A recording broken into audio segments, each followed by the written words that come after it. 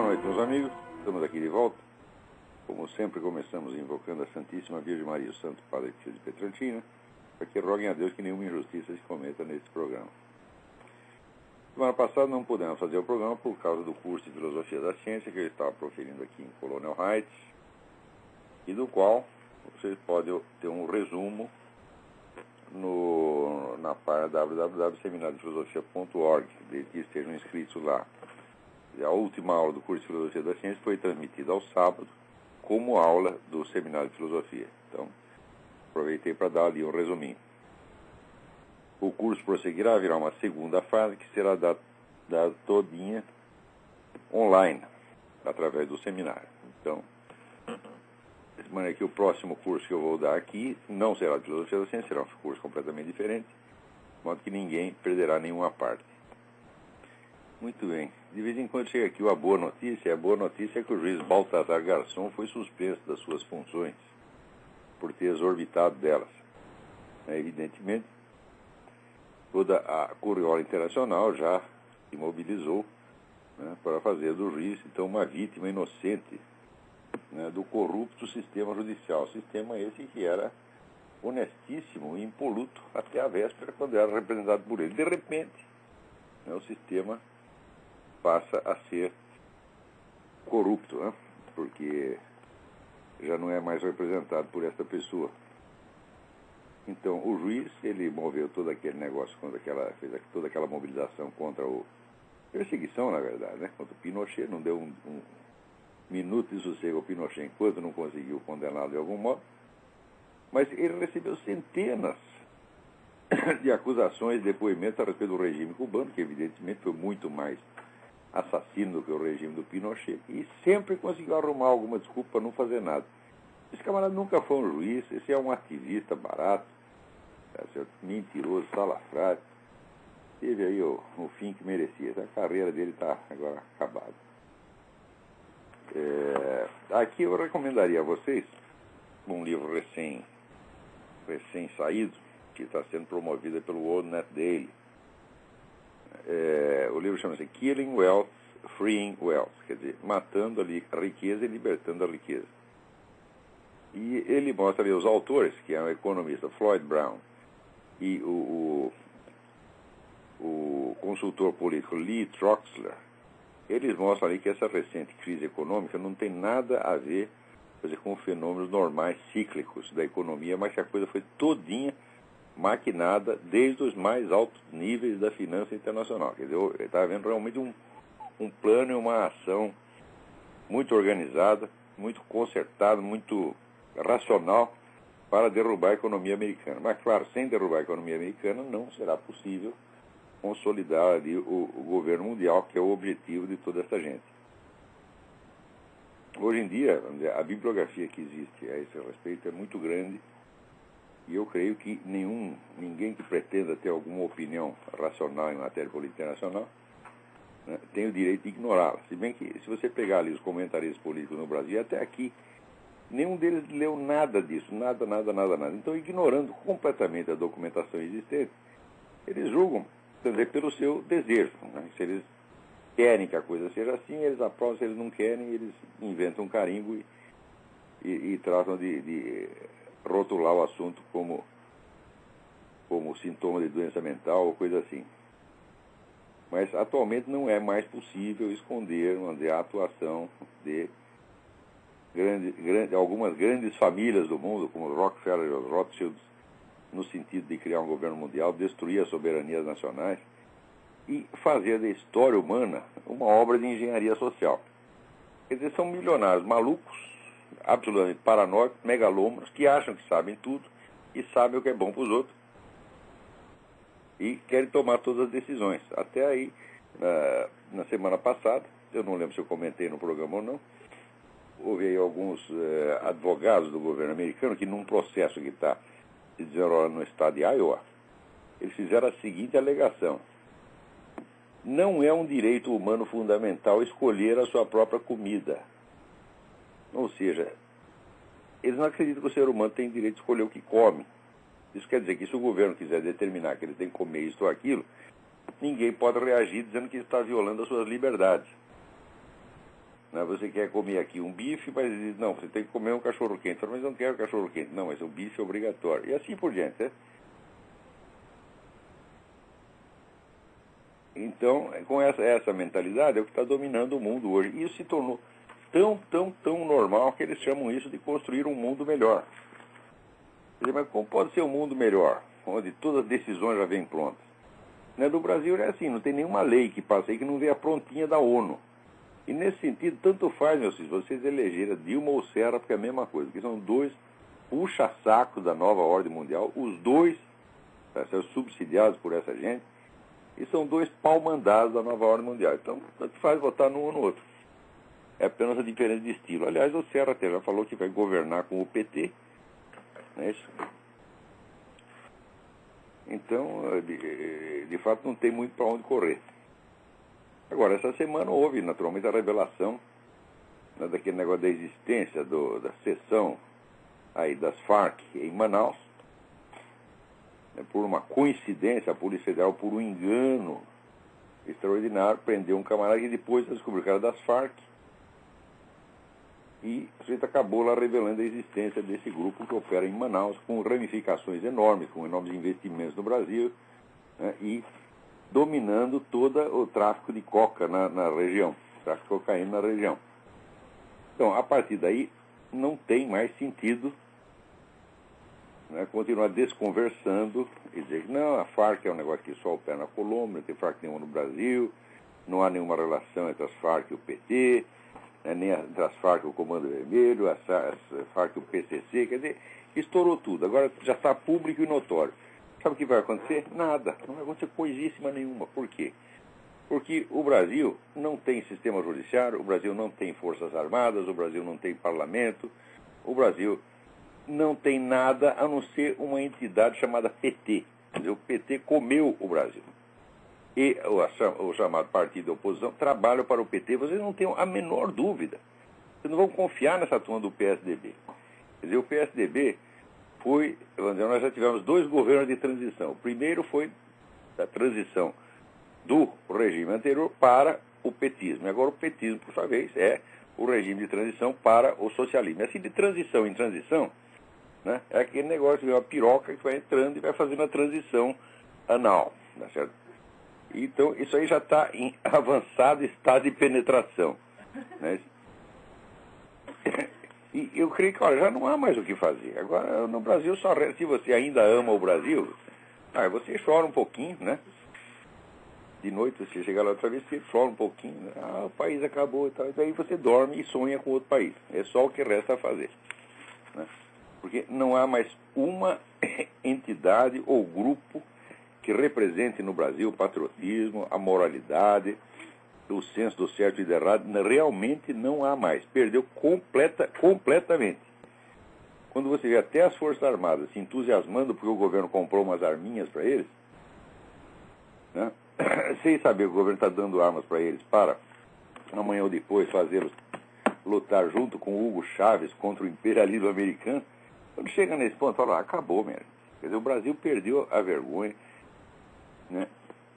Perdeu a compostura até o fim, como diz, não, o Brasil desbundou de vez, acabou, não é mais um país, é apenas um território, é feito para benefício dos estrangeiros. As únicas pessoas que estão passando realmente bem no Brasil são os investidores estrangeiros, nunca estiveram tão contentes, nunca ganharam tanto dinheiro, tá certo? E agora, como o governo saneou a economia quer dizer o seguinte, pagou o que devia para eles. De modo, e também fez do Brasil um lugar seguro para o investimento estrangeiro. Isso é tudo o que eles querem. E é por isso mesmo que estão elogiando o Lula. Quer dizer, o Lula transformou o país num lugar excelente para o estrangeiro. E é por isso mesmo que ele é, quer dizer, badalado, ou era até um tempo atrás, pela mídia internacional. Agora, outro dia saiu uma coluna no Reinaldo Azevedo contando essa história, que ali nos comentários, quando tinha um monte de gente que dizia, mas tudo isso aí o Olavo de Carvalho já avisou vocês 10 ou 15 anos atrás. Tinha várias pessoas lembrando isso. Eu lembro a vocês que assim, durante o regime militar, eu vivi assisti todo o regime militar nos seus 20 anos de duração, do primeiro ao último dia. eu nunca vi nenhum único jornalista ser excluído de toda a grande mídia por ter desagradado, né, o establishment, desagradado o governo. Não vi nenhum, tá certo? Na verdade, eu não vi nenhum perder o emprego. Né? Tinha esse pessoal do Correio da Manhã que depois todos acionaram o governo, né, pedindo indenizações, porque diz que na época, por perseguição política, eles perderam emprego. Tá tudo mentira. Perderam emprego porque o jornal foi à falência. Aliás, já estava falido. Né? Então, parece que o dono do Correio da Manhã, o Dr. Paulo Bittencourt, nos seus últimos dias, tomou uma série de medidas desastradas. O jornal estava indo para falência e faliu logo em seguida. Então, perderam emprego por causa disso. Eu nunca vi ninguém ser vetado na mídia por ser esquerdista. Nunca nenhum. Ao contrário, durante todo o regime militar, o pessoal da esquerda monopolizava as redações. Tanto que, até, eu lembro, eu trabalhava na Folha, na maior parte desse tempo, eu me lembro que até o Frias, o Otávio Frias pai, ele até montou um jornal de direita, que ele chamou de Folha da Tarde, só para não dar muita bandeira para os milicos, porque a Folha tinha vários jornais, eram todos de esquerda, alguns eram verdadeiras bases do Partido Comunista. Né? Então ele inventou um jornalzinho, que era a Folha da Tarde, e botou lá uns direitistas para tomar conta durante certo tempo. Acho que os direitistas dominaram o jornal durante um ano, mais ou menos. Logo foram tirados e também a Folha da Tarde se tornou um órgão do esquerdismo. Eu asseguro para vocês, o Partido Comunista dominava a bolsa de emprego no jornalismo paulistano durante a quase totalidade da duração do regime militar. Né? Então, se você está no partido, você jamais ficava sem emprego. Se não tivesse nenhum emprego na grande mídia, logo te arrumavam, vamos dizer, numa revista especializada, uma coisa assim. Ninguém passou aperto por causa disso, não. O que eu vi, o que eu fui testemunha, o único sujeito que eu vi ser expelido da profissão foi um sujeito que desagradou o Partido Comunista. E eles afastaram, o sujeito virou um mendigo, tiraram expelido da profissão. Esse foi o único caso que eu vi naquela época, né? Logo no começo do regime militar. Agora, e não foi porque ele disse ou escreveu alguma coisa, não, foi por causa de um problema interno do Partido Comunista. Agora, ser expelido da profissão por causa de alguma coisa que você escreveu, eu só vi um cara, eu só vi isso acontecer com um sujeito, que é este que vos falo. Porque eu, por causa de divulgar esse negócio de FARC, né, FARC, Foro de São Paulo, etc, eu perdi emprego ali no Globo, no Jornal do Brasil, na Época, no Jornal da Tarde, na Zero Hora. Tá certo? Então foi tudo uma vez. Então só sobrou um lugarzinho para mim ali no Diário do Comércio. Então, eu só vi isso acontecer com uma pessoa, que fui eu. E isso não foi no tempo da ditadura, foi já durante esse negócio chamado, por motivos insondáveis, a redemocratização. Ou seja, o tipo de democracia. Hoje, eu tenho certeza absoluta, o controle do noticiário hoje é muito mais rígido do que no tempo da ditadura. Na ditadura eles vetavam uma notícia ou outra, mas vetavam temporariamente. Em geral, notícias que podiam atrapalhar a investigação de algum de casos de terrorismo. Eu mesmo lembro, quando eu trabalhava no Diário Popular, um dia o editor de polícia ficou doente, não pôde trabalhar, e me botaram para editar a página de polícia. E eu lá, inadvertidamente, publiquei como manchete uma notícia que estava vetada sobre um assalto a uma loja de armas. Tinha vindo instruções da Polícia Federal para não publicar uma linha sobre aquilo, mas eu não sabia, eu estava na ignorância, então botei lá de manchete, assalto a casa de armas, um mau barulho. Né? E fiz o negócio e fui dormir. Quando acordei, o editor de polícia estava na cadeia, coitado. Mas ficou lá 24 horas depois soltado, aí explicado o equívoco. Não, foi um cara aí que me substituiu, não sabia. Então, isso foi tudo. Mas na semana seguinte já podia publicar aquele negócio. Quer dizer, nenhuma notícia foi vetada permanentemente. Nenhuma notícia foi vetada permanentemente. Né? Sobretudo, não havia assuntos proibidos. O que se proibia eram notícias específicas. Preste atenção. E para isso mesmo é que havia o censor. Quer dizer, o censor, por exemplo, ali no Estadão, o censor ficava... eu lembro que os mesquitas não deixavam ele entrar no prédio. Ele ficava na portaria. Tipo, botaram uma mesinha para ir na portaria.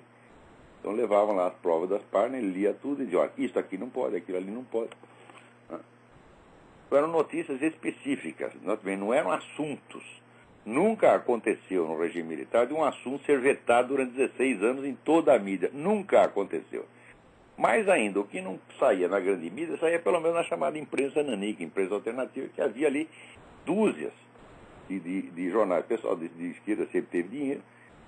Então, quando eles não podiam dizer isso aqui nos grandes jornais, eles faziam seus próprios jornais do seu próprio jeito. Né?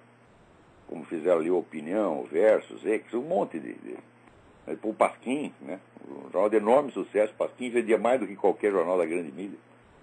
Tudo isso foi durante a ditadura militar. E tem alguém na linha. Alô, quem é?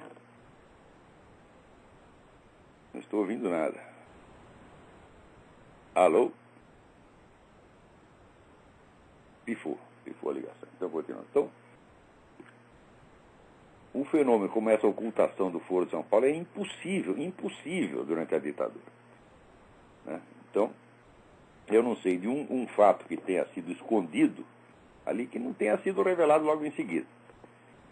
Agora, uma coisa de um controle total e onipresente, como essa coisa da ocultação do Foro de São Paulo, é impossível. Então, é claro, mas como é que vocês acreditam? Vocês são trouxas de achar que vocês estão vivendo numa democracia, que não existe censura. Fala, que brincadeira é essa, pô? A única diferença é que naquela época a censura é um negócio oficial e declarado, e, portanto, honesto.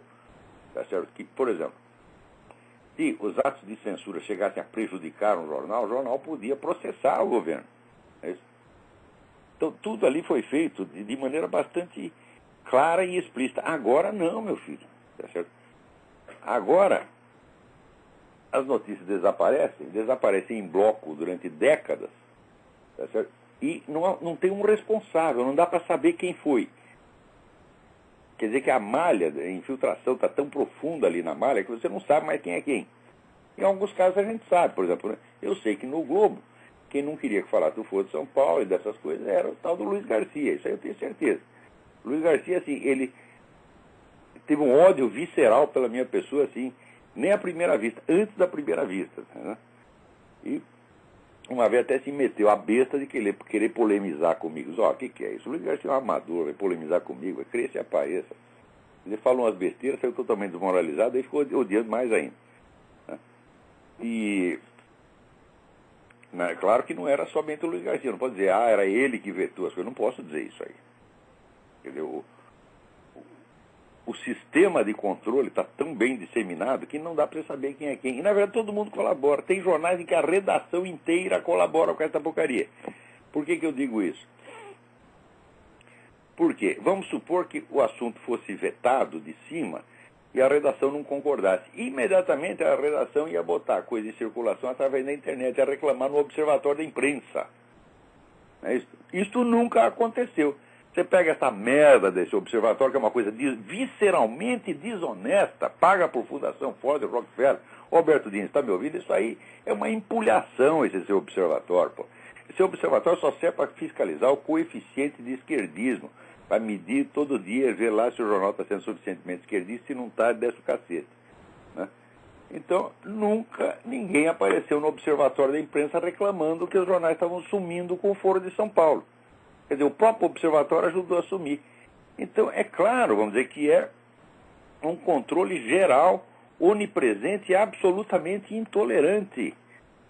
Preparado não só para vetar as notícias, mas para destruir a carreira de quem quer que ouse, né, dizer as coisas em sentido contrário. Então, como é que você pode dizer que existe democracia se não tem a liberdade mínima de informação, meu Deus do céu? Né? É lógico que eu não estou falando em causa própria, eu não estou aqui chorando, perdi meu emprego, quero indenização. Indenização, caralho, fez esse dinheiro no cu. Não quero nada disso. Na verdade, para mim foi vantagem, porque eu não posso escrever aí, então eu vou me dedicar mais aos meus cursos, e no curso vou até ganhar mais dinheiro do que nessas porcarias desses seus jornais. Né? Então, não é nesse sentido que eu estou falando. É que isso é um prejuízo para o Brasil. Você vê que nesses anos todos em que houve esse controle, a criminalidade foi crescendo, a insegurança foi crescendo, as pessoas já não podem mais sair na rua, todo mundo tem que viver dentro de casa, fazer da sua casa uma jaula para si próprio, todo mundo com grade, tá certo? E 50 mil brasileiros sendo assassinados todo ano, o pessoal vendendo droga nas escolas para criancinha morrendo de overdose. Tudo isso está acontecendo na nossa cara. Tá certo? Agora, e se você falar, não, está aqui o documento comprovando que o PT é aliado das Farc, que o PT assinou em 2001 um manifesto prometendo solidariedade integral às Farc e nunca falhou a esse compromisso. Você mostra o documento e as pessoas dizem, não, isso é hipótese. Hipótese que você está fazendo é hipótese. Hipótese é o caralho, meu filho. Está aqui o fato da sua cara, você não quer ver por quê? Porque vocês são covardes. Olha aqui, brasileiro é covarde, ele é cagão, tá certo? Eu só não tenho vergonha de ser brasileiro porque eu não tenho culpa. Já falei, eu sou um pobre espermatozoide que foi jogado lá de Portugal, do outro lado do oceano, foi cair aí. Tá certo? Então, o que eu posso fazer? Então, como eu não tenho culpa, eu não tenho vergonha. Mas, olha, sinceramente, eu tenho nojo. Tenho nojo. Hoje em dia eu tenho. Né? O Brasil é um país que estava começando a existir, tá certo? Até os anos 50, 60, começou a existir. Depois, bicho, acabou, foi acabando. Por quê? Porque as novas gerações não produziram aquele número mínimo de pessoas honradas e corajosas que um país precisa para ir para frente. No Brasil não tem, tá certo? Então, no Brasil, né, até falar moralidade foi sequestrada por essa mesma gente do PT. Você vê, eles fizeram campanha da ética durante 10 anos, fazendo a campanha da ética, cortando as cabeças de seus adversários na base de acusações de corrupção, a maioria delas verdadeiras, mas algumas falsas, tá certo? Porém, quando ele está fazendo isso, já está montando um mensalão que transcendia em 1000 vezes o tamanho do sistema de corrupção que pudesse existir antes. Então, quer dizer, vocês entregaram o Brasil para essa gente. Eu me lembro quando surgiu o PT, as pessoas se emocionavam. Eu olhava, às vezes, aquelas menininhas universitárias, eu via aqueles negócios petistas, elas choravam. Quer dizer, tinha um negócio religioso ali no PT. E, ao mesmo tempo, uma coisa tão mesquinha, tão miserável. Olha, o país que elegeu um Lula tem que acabar mesmo. Tá? O Brasil não vai continuar existindo como entidade independente por mais 10 anos. Isso é impossível. O Brasil já está sendo loteado, já está sendo subdividido aí com esse negócio de rações indígenas, quilombolas, não sei o que mais. Né? Então, soberania já foi para as cucuias há muito tempo. Quer dizer, o Brasil é uma farsa, é apenas uma fantasia de carnaval. É um país ridículo, besta, cretino, tá entendendo? Então, e tudo aquilo que tinha de bom no Brasil, né? A cultura brasileira chegou a produzir algumas coisas boas, já não existe mais, as pessoas não sabem, não conhecem, né? Já jogaram fora, né? Então, cultura para eles aí é o padre Fábio de Mello, né? E assim por diante.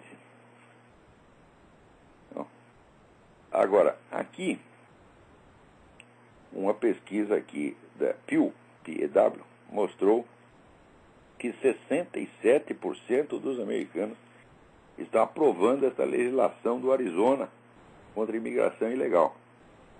Né? A legislação simplesmente permite que a polícia pare uma pessoa na rua e diga, prove que a sua presença no Arizona é uma presença legal. Quer dizer, você está aqui como residente ou como turista.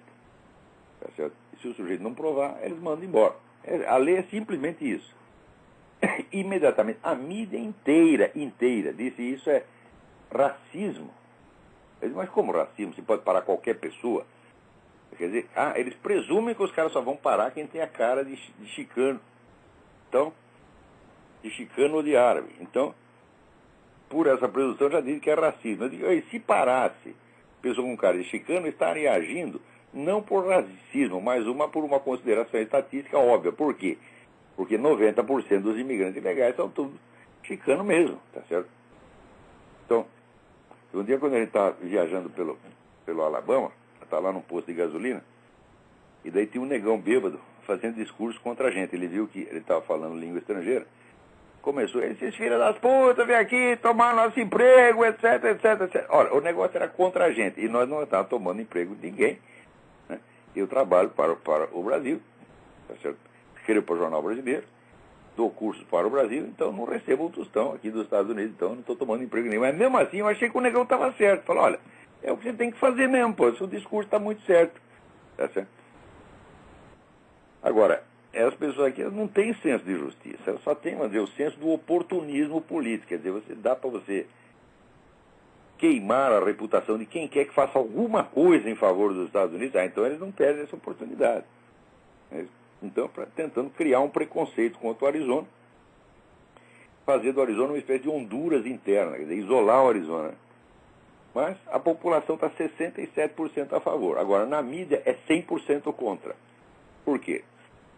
Porque encher isso aqui de imigrante ilegal é absolutamente necessário, primeiro, para dissolver a cultura nacional americana e criar um negócio multicultural inadministrável, tá certo? E para quebrar, então, a soberania nacional americana, sem a qual não haverá governo mundial. Essa coisa é tão clara, tão óbvia. Agora, jornalista, putz, naquele tempo que eu trabalhava no jornalista, um jornalista velho que dizia, nós somos putas. Eu acho isso tão monstruosamente ofensivo, as putas. As putas são, vamos dizer, uma profissão antiga, honrada, e, sobretudo, as putas, elas prestam algum serviço. Você está entendendo? Você não está pagando para elas por nada, tá certo? Pelo nada. É isso. Agora, esses jornais não, você paga para eles não te darem a notícia. Você já viu alguma prostituta fazer isso? Hã? Você paga para, vamos dizer, prestador de serviços sexuais. Fala, bom, você paga, mas não tem os serviços sexuais. Você bate na desgraçada. Agora, jornalista não é assim. Você paga para eles buscar notícias, não tem notícia nenhuma, você continua pagando. E eles é que batem em você. E se acha as pessoas mais lindas do mundo, né? Aqui, você vê uma coisa notável que tem acontecido na imprensa, né, nos últimos 20 anos, eu observo isso com...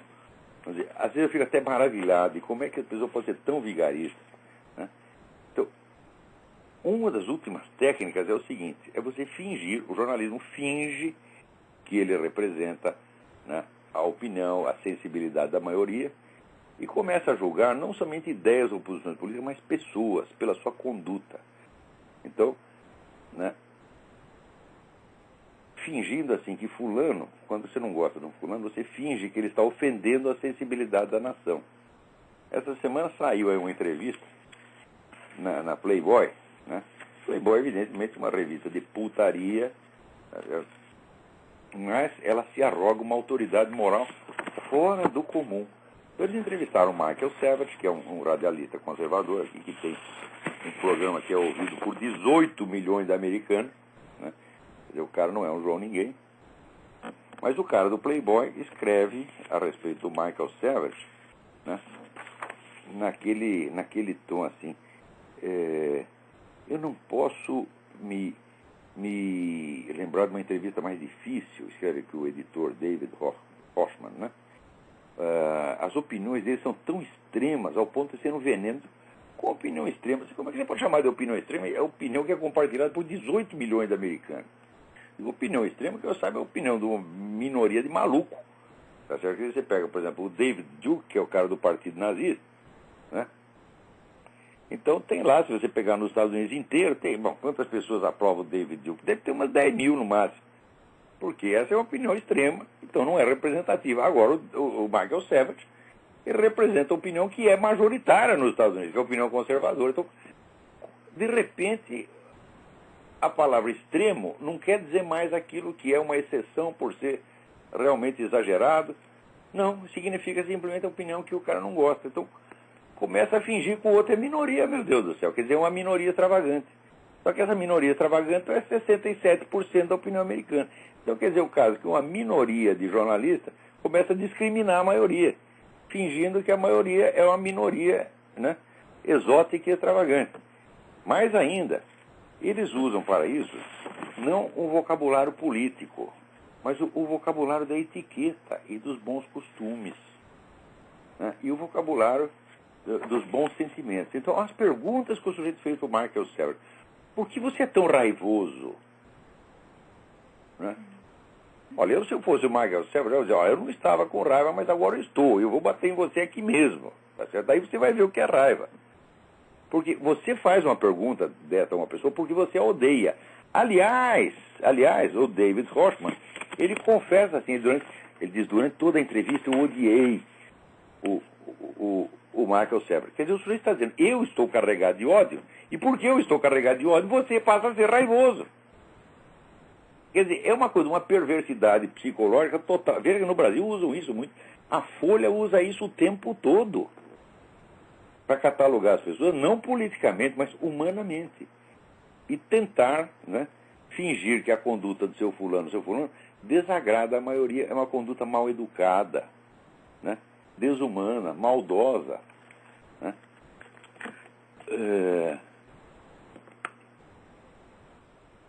Olha aqui, como o Michael Sever defende, vamos dizer, uma política de controle da imigração, né, o sujeito pergunta, esse tipo de nacionalismo raivoso pode rapidamente levar à xenofobia.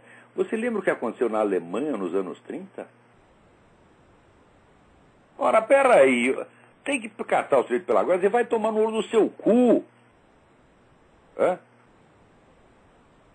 A campanha que os alemães fizeram contra os judeus não foi voltado contra imigrantes, mas como pessoas que moravam na Alemanha fazia 300 anos, porra! Hã? Você vê os judeus, onde eles foram, na guerra de 14 e 18, os judeus foram os caras mais nacionalistas, né? Os caras que mais defendiam a Alemanha eram os judeus na guerra de 14. Quer dizer, eles não eram estrangeiros, não tinham acabado de entrar ilegalmente no país. Eram residentes tradicionais da Alemanha, ao ponto de que, ali no livro do Jacob Wasserman, Meu Caminho de Vida como Judeu e como Alemão, ele mostra que a cultura judaica e a cultura alemã tinham se interpenetrado de tal maneira que não dá mais para distinguir uma da outra. Então, agora o filho da puta acha que é a mesma coisa. Quer dizer, os nazistas fizeram uma campanha para desalogar, perseguir, até liquidar pessoas que eram, vamos dizer, habitantes da Alemanha faziam 300 ou 400 anos. Agora, você quer tirar aqui um sujeito que entrou ilegalmente no país anteontem e o cara da Playboy quer fingir que é a mesma coisa. E formula, então, a pergunta como se isto que ele está querendo impingir ao público já fosse crença desse mesmo público. Como diz, o público todo está escandalizado com o seu nacionalismo xenófobo, que quer criar campos de concentração e matar os coitadinhos dos chicanos. O sujeito faz esse teatro na sua frente e diz que esse é jornalismo. Né? E, ora, o Savage é até um sujeito muito educado, porque uma coisa dessa não se responde. Uma coisa dessa é para dar um soco no nariz do desgraçado e dizer, olha, vai embora e me manda um jornalista, porque você é um vigarista. Você é um farsante. Né? Olha o que o cara diz. Às vezes você soa como um monstro.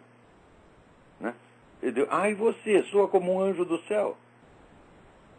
Né? Quer dizer, você vem aqui espumando de ódio. Né? Sabe aquele ódio contido assim, né?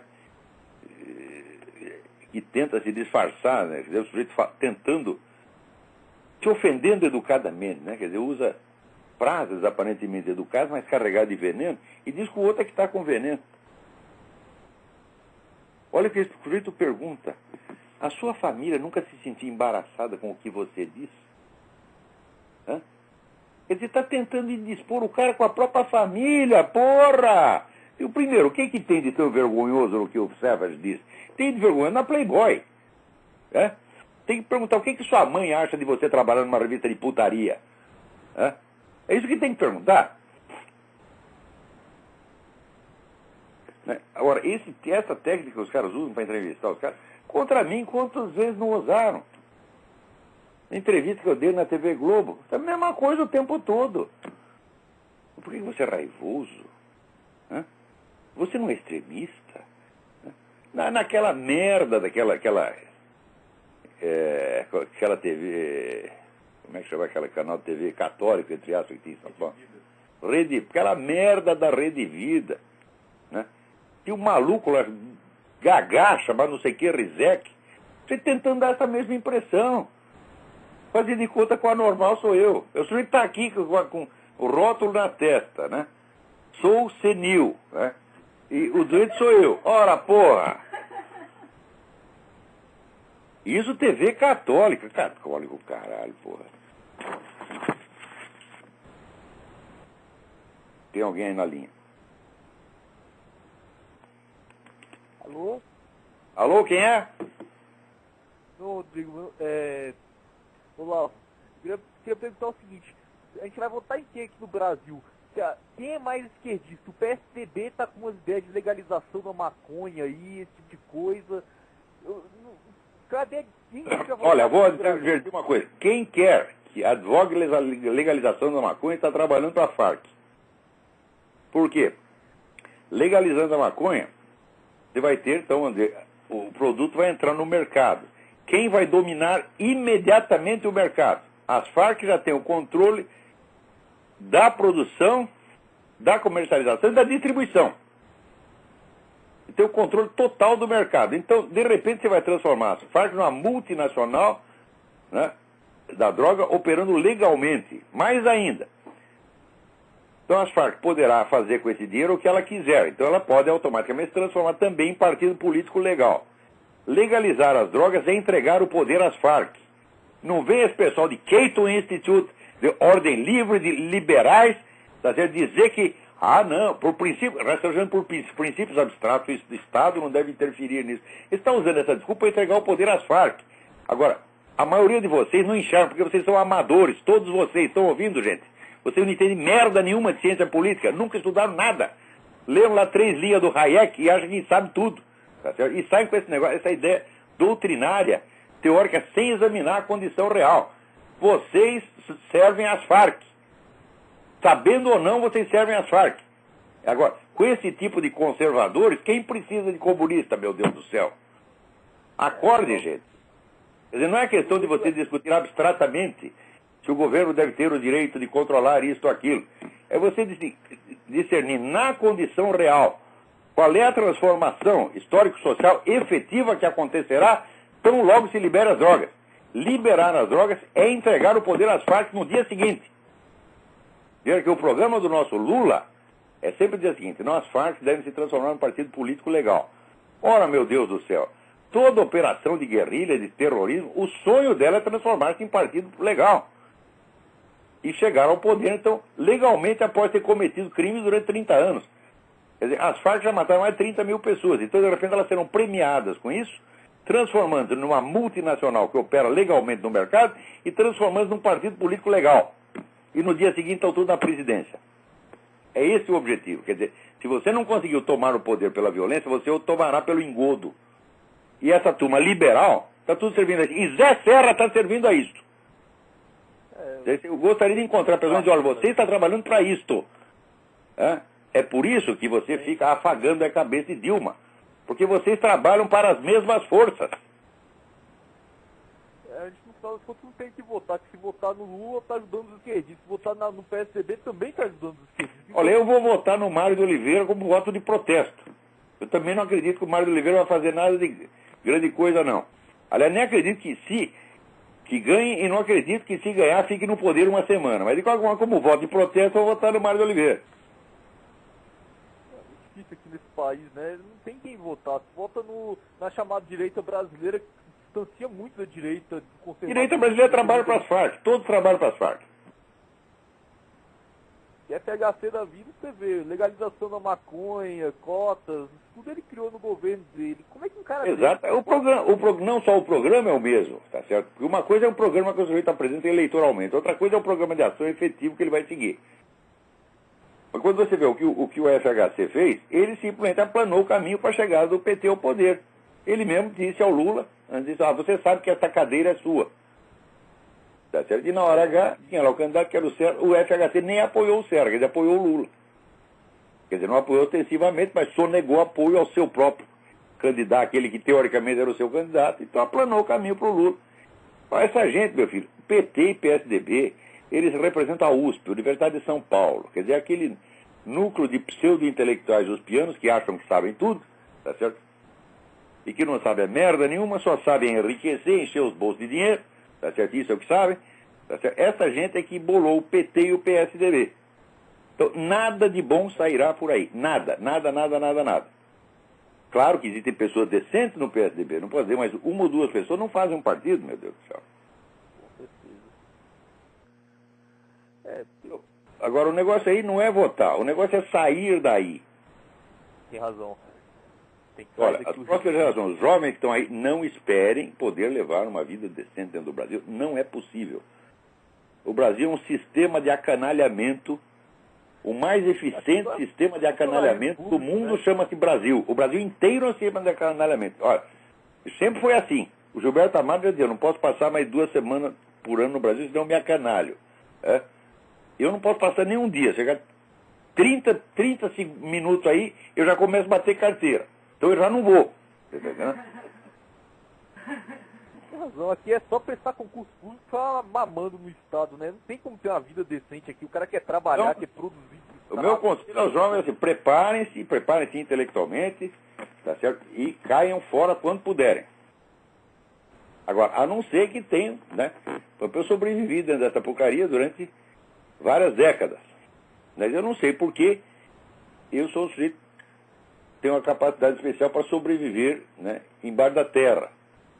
Né? Se me enterra lá, eu fico lá respirando um pouquinho, né? Dou uma respiradinha a cada 3 meses e de algum modo eu sobrevivo nessa coisa, mas a maior parte da pessoa não tem. Então, outra pergunta que eu queria fazer, Olavo, é sobre a direita. Assim, porque a gente vê, a direita tem os conservadores, tem aquela gente libertária lá, Rodrigo Constantino, aquela gente toda. Libertário é idiota. Libertário é cara que vive de teoria abstrata e não sabe raciocinar historicamente. Em primeiro lugar, nunca estudaram o marxismo. Eles leram 2 ou 3 coisinhas da economia marxista que sabem tudo. Então, assim, não dá, porra. E tem um pessoal, por exemplo, que a direita diverge nessas ideias. Pró-Israel e Israel, por exemplo. Por que ajuda Israel? Por que devemos ajudar Israel? Aquele negócio que um dia eu estava me perguntando. Por que nós devemos ajudar os judeus? Se os judeus também são uma minoria. Se a gente está ajudando os judeus, por que a gente não faria uma militância pró-gays, por exemplo? Pró o quê? Pró-gays, por exemplo. Porque são 2 minorias também, o negócio dos judeus. Eu queria ter essa pergunta. Não, o problema dos judeus é o seguinte, Israel tem uma função estratégica no mundo. A hora que cair Israel, está a nova ordem mundial instalada aí. Mas, por outro lado, veja, tudo no mundo é ambíguo. Aqui nos Estados Unidos está cheio de judeu que está ajudando esse negócio de nova ordem mundial. Tá certo? Então ajuda a pôr no cu do outro judeu também, tá entendendo? O judeu que está lá em Israel levando bomba é uma coisa. O judeu que está aqui em Nova York, enchendo o cu de dinheiro e fomentando nova ordem mundial, é outra coisa completamente diferente. Então não se trata de apoiar os judeus. Não, trata de apoiar o judeu que está fazendo a coisa certa. O que está fazendo a coisa errada, ele tem que descer o cacete.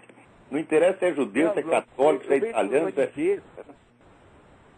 Essas ONGs, assim, no caso, várias delas contra racismo, pró-gays, são de dinheiro judeu, por exemplo. É preconceito, qualquer coisa é entre o holocausto, falando do holocausto. Eu até entendo a situação dos nazistas que realmente tentaram matar os judeus, mas por que essa repetição contínua de qualquer coisa é o holocausto, qualquer coisa é o holocausto, qualquer coisa é o holocausto? Eu acho que para a direita conseguir triunfar, a esquerda, a gente tem que explicar por que nós estamos ajudando Israel, por que era ajudar Israel, porque senão o povo, as pessoas acham que não se passa de uma... Tá querendo ganhar também, igual os esquerdistas. Não, tem que dizer o seguinte, olha, só existem 2 soberanias nacionais no mundo. Tem a soberania dos Estados Unidos e tem a soberania de Israel. Quando essas 2 caírem, tá aí o governo mundial no dia seguinte. Tá aí um bom motivo para apoiar Israel. Agora, apoiar Israel não é apoiar os Rothschild. Né? Não é apoiar os filhos das putas aqui da ADL que fica defendendo, defendendo o comunista. Não é assim. Então exatamente isso. Não vai dizer que os Rothschild Goldil foram vítimas do Holocausto. Eles estavam lá no bem bom, até fazendo negócio com o nazista. Enquanto os outros estavam se fudendo na Alemanha. Eu acho que a direita agora deve priorizar e explicar por quê. E eu acho que tem que explicar, tem razão, tem que explicar, tem que deixar muito claro, tá certo? E dizer, olha, não adianta nada você estar apoiando Israel, enquanto aqui tem um monte de judeu milionário vendendo Israel. Aí não adianta também, porra, tá entendendo? Você não pode ajudar quem não quer ser ajudado, entendeu? Então é isso aí, obrigado pela sua colaboração. Obrigado, Olavo. Agora aqui, né? Tem mais alguém ali? Não. Aqui teve lá um incêndio na sede do DCE da Universidade Federal do Rio Grande do Sul. Né?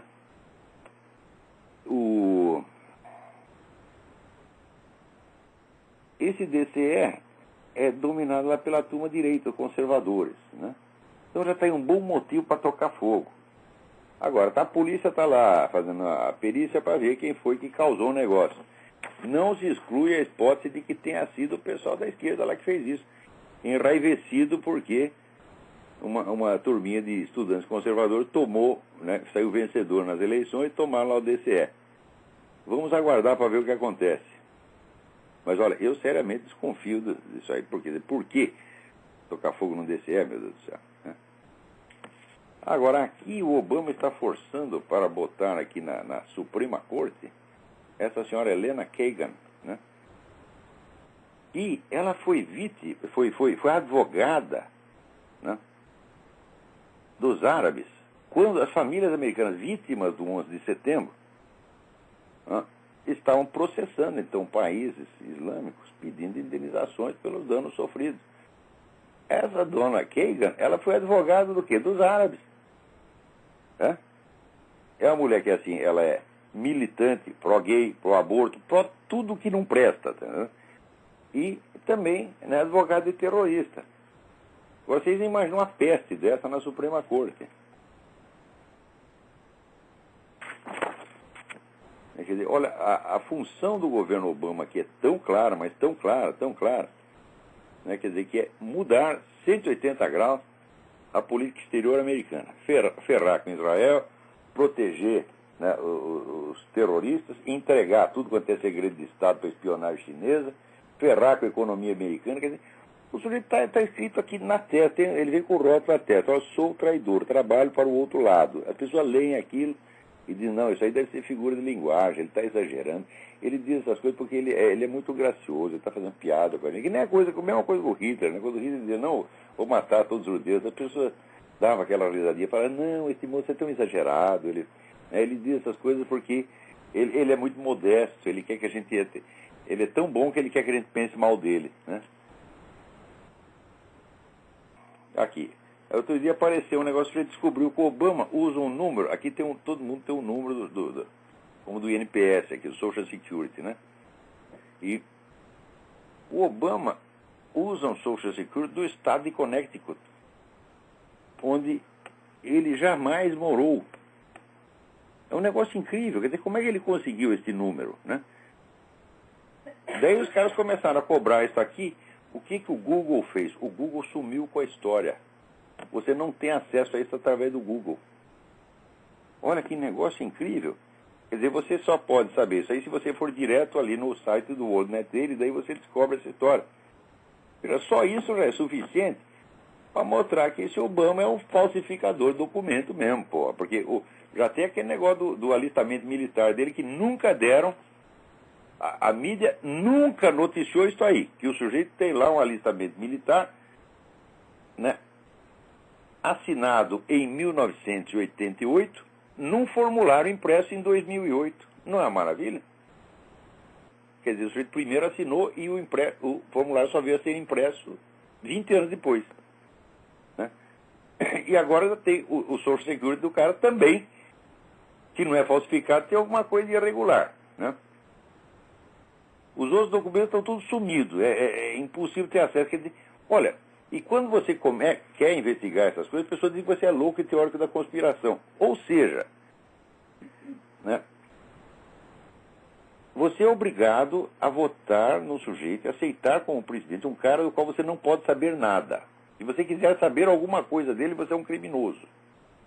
Quer dizer, isso é a imposição mais cínica que eu vi na minha vida. Quer dizer, você é obrigado a acreditar na palavra de Barack Obama sem nenhuma prova. E se você quer alguma prova, você é um criminoso. Quer dizer, é claro que isso é uma operação psicológica já destinada a quebrar a espinha das pessoas. Quer dizer, você vai fazer da Barack Obama uma autoridade incontestável. Ele chega um total desconhecido, né? E você tem que acreditar nele, tem que fazer um ato de fé. E não pode fazer pergunta, é proibido perguntar. Aqui o seu Social Security Connect, como é que você conseguiu isso aí? Ah, não, você é um criminoso, você não pode perguntar essas coisas. E olha, o negócio tá ruim, viu?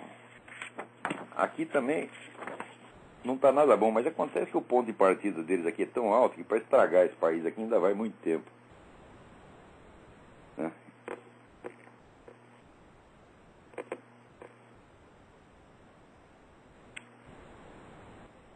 Agora, olha aqui, veja, por exemplo, esse negócio do Barack Obama ser ou não ser cidadão brasileiro. O juiz Ginsburg, da Corte Suprema, né?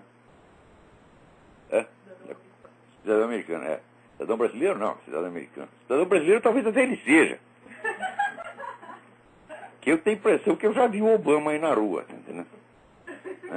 O dia que eu vi ele com aquela roupa de pai de santo, eu falei, pô, já vi esse cara no Brasil, porra, Mas aqui, veja que coisa. Uns anos atrás teve um caso aí na Suprema Corte, e o juiz Ginsburg, que atualmente é juiz da Suprema Corte agora, ele disse o seguinte: o critério para saber se o sujeito é um cidadão natural americano é que ele seja filho de pais americanos. O pai e a mãe têm que ser americanos.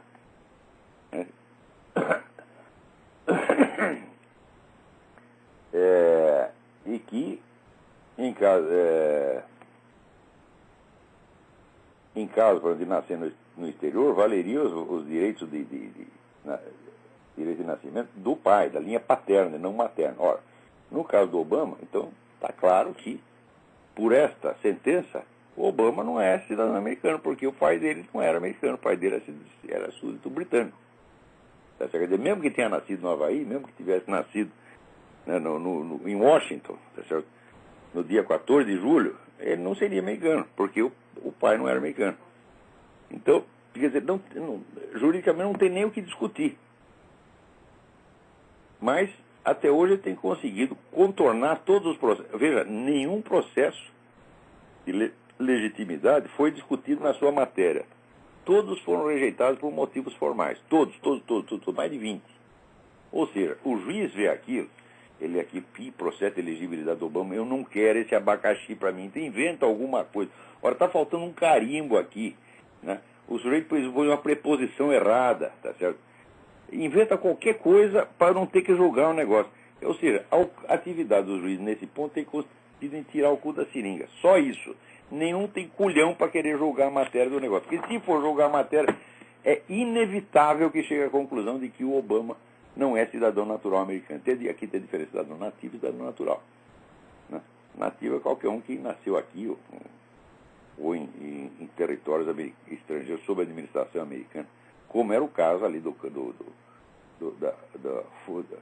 instalação militar americana no Panamá, onde nasceu o John McCain. Quer dizer, ele nasceu em território americano no exterior. Como se você nascer numa embaixada, por exemplo, você nasce num navio, então você leva a nacionalidade do país a que pertence o navio ou ao qual pertence aquela instalação militar. Tá certo? Mas no caso do Obama, não tem muito o que discutir, ele não é cidadão americano em hipótese alguma.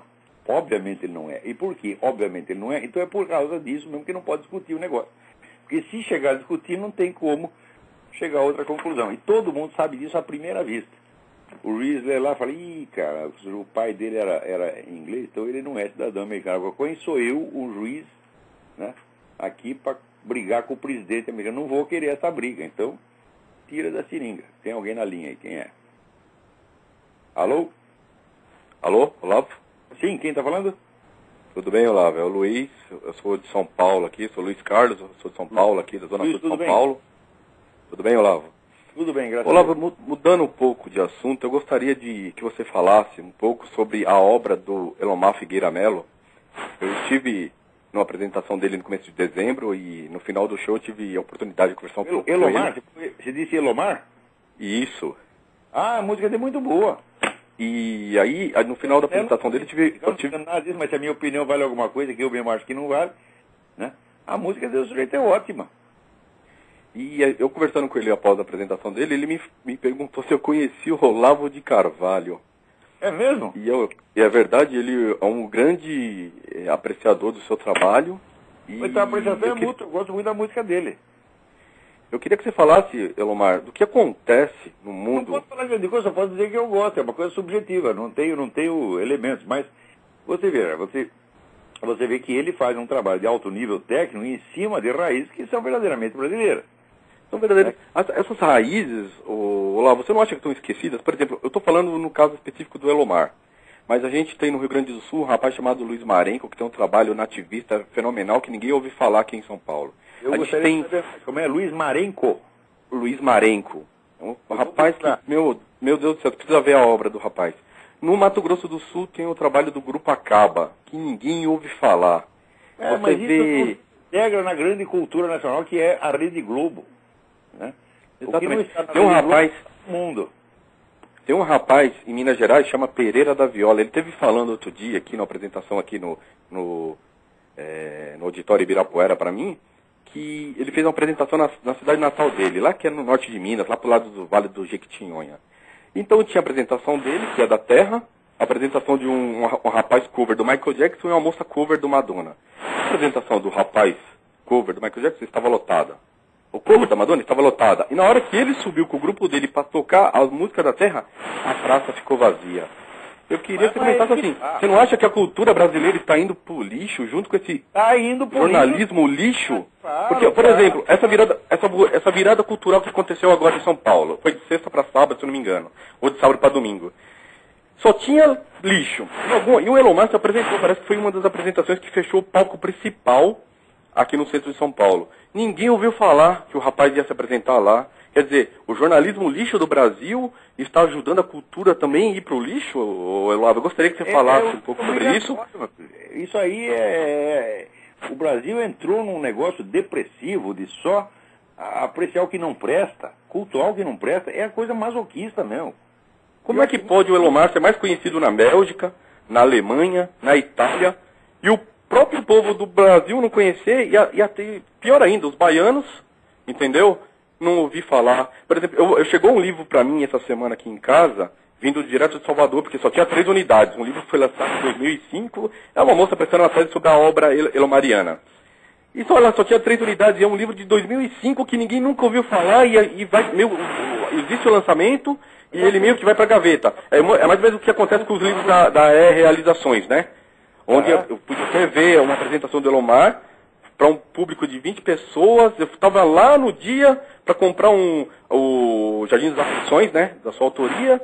Encontrei, dei de cara com o Elomar lá, e depois pude conversar com ele sobre a sua obra. Nessa ocasião ele me disse que é um grande cúmplice seu. Ele não usa nem a palavra fã, porque fã vem de fanatismo e para ele é uma coisa muito negativa, remete a uma coisa muito do mal. E ele falou que era um grande cúmplice seu e que ele gostaria, sabe, de eu também sou dele. Conhecer. É mútuo. Né? Fico muito, muito feliz com isso aí, com essa referência, porque tenho grande apreciação por tudo que o Elomar fez. Né? É um dos últimos grandes brasileiros que existe, e por isso mesmo tem que estar escondido. Né? No Brasil tudo funciona ao contrário. O Brasil é um exemplo. Olha, ser brasileiro é uma coisa que ninguém em seu juízo perfeito deveria fazer. Tá certo? É difícil. Nos últimos e quanto mais o tempo passa com essa nossa política aí, petista aí, tá difícil. Tá difícil. Tudo, porque, veja, a cultura brasileira já teve grandes coisas, tem uma riqueza extraordinária. Né? Eu que estou aqui, eu faço questão de ter, vamos dizer, de ter na minha biblioteca, colecionar tudo quanto é precioso na cultura brasileira. Olha, é muita coisa. Só que sumiu tudo. Olá, deixa eu te fazer uma pergunta. Aproveitando esse gancho da sua biblioteca, existe na sua biblioteca alguma coisa sobre a história dos lanceiros negros? Que foi um episódio da Revolução Farroupilha, assim, que para mim é um escândalo histórico que nunca ninguém escreveu. Parece que escreveram 2 minutos de novela no minissérie da Rede Globo e ninguém nunca escreveu nada muito profundo sobre isso. Você tem alguma coisa sobre isso aí na sua biblioteca, não? Se você me der alguma indicação, eu agradeço. Se você puder... Pessoal, como é que pode um Brasil que é, né, completamente miscigenado não ter fatos contundentes sobre esse episódio da Revolução Farroupilha, que foi um massacre contra os negros? Dizem que os farrapos prometeram a liberdade para eles em caso de vitória, e dizem que houve um massacre, que houve um colunho com o Império na época para que acabasse, porque era sempre na hora da negociata a questão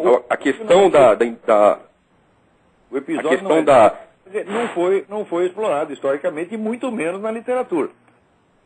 Que absurdo, né, Olavo? Milhares. Isso é um crime contra o povo brasileiro, meu. É claro. Sabe, é um crime, rapaz. Você já viu algum livro decente, um filme decente, Dom João VI, que foi o cara que inventou o Brasil?